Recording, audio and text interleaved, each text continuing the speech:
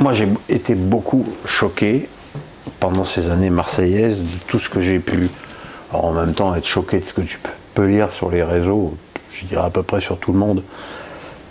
C'est compliqué de pas l'être, mais on a vraiment l'impression que par moment t'étais la dernière des merdes, quoi. Oui, c'est sûr. Et à un moment donné, on le sait que tu joues de préférence avec 2 attaquants et on te colle Mitroglou.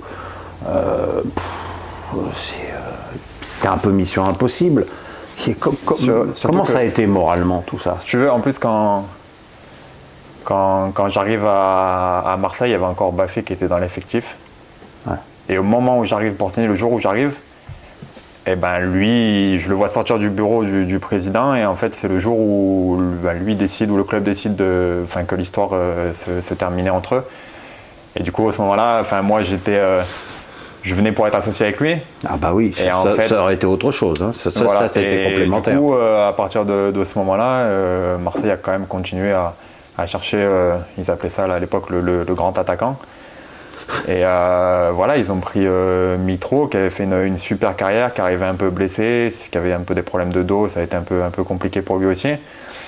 Oui, lui aussi, il a bien mangé, lui. Et ouais, voilà. Et enfin, du coup, j'ai dû, chose que j'aurais peut-être pas dû avoir, j'ai dû, moi, avoir cette étiquette du grand attaquant. Et donc, les gens ont énormément d'attentes à Marseille. Il y a des moments où ça a été, des moments où ça a été compliqué aussi, parce que j'ai pas forcément à chaque fois bien joué, faut le reconnaître aussi.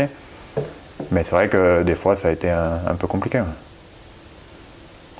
Il y a des moments où tu disais, bon, il faut que je me casse de là, c'est impossible de... Ouais, il y a des moments où je crois que c'était en janvier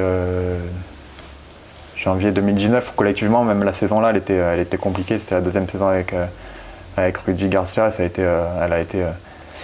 elle a été compliquée. Là, ça partait en cacahuète complet. Ouais, ça partait notamment au mois de janvier, là c'était un peu chaud, on alignait des mauvais résultats. Et pour tout vous dire, j'ai failli revenir à Monaco. Ça s'est pas fait à la fin.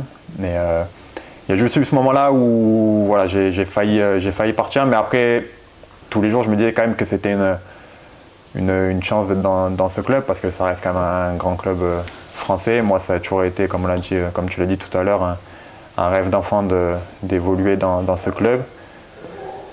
Que les gens parlent positivement ou négativement, je l'ai fait, j'ai joué titulaire, j'ai porté ce maillot, j'ai marqué des buts avec ce maillot, des buts importants. Et puis, rien que pour ça, je suis content de l'avoir fait. Et donc là, tu es en fin de contrat. Ouais.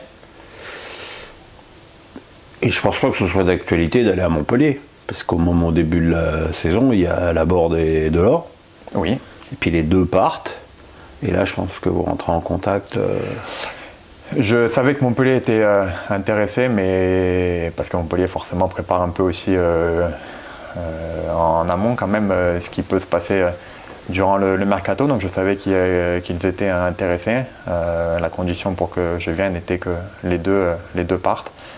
On sait que pour les clubs français aujourd'hui, financièrement, c'est pas très très évident dû au Covid et aux droits TV qui ont été 2 choses compliquées à gérer pour les clubs. Donc je savais que si je voulais venir ici, il fallait être patient.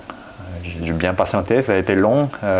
J'avais jamais connu une période aussi longue à se préparer seul de son côté. J'ai eu la chance d'être bien entouré. J'ai été sérieux aussi de mon côté, parce que j'avais envie d'arriver dans un club et être fit, être prêt physiquement et essayer d'être performant le plus tôt possible.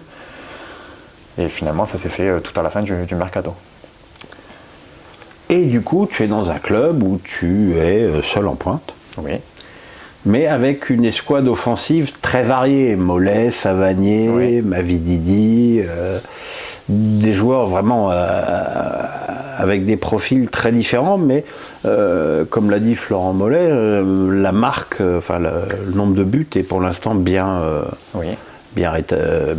équilibré, parce que vous êtes 3 à 3 buts et Florent est à 4 buts. Voilà. Tu prends du plaisir dans ce dispositif ? Oui, je prends du plaisir, parce que comme j'ai dit tout à l'heure, on a un bloc qui est proche de l'attaquant. On a une équipe qui est joueuse, qui n'hésite pas à repartir de derrière. On a 2 numéros 6 qui ne le sont pas vraiment. C'est plus des numéros 8 avec Jordan Ferry et Joris Chotard qui sont avant tout des joueurs de ballon plus que des gros récupérateurs. Donc on met l'accent sur le fait de jouer au ballon, le coach le met aussi au quotidien et ça fait plaisir d'évoluer dans une équipe qui veut jouer au ballon. Alors on n'est pas le Barça et il y a des choses dans lesquelles on doit s'améliorer, mais en tout cas on prend du plaisir sur le terrain et ça me rappelle un peu l'époque quand j'ai joué à Nice où on essayait même avec nos propres moyens de jouer dans n'importe quelle situation contre n'importe quelle équipe et on arrivait à prendre du plaisir et en plus à en donner à nos supporters.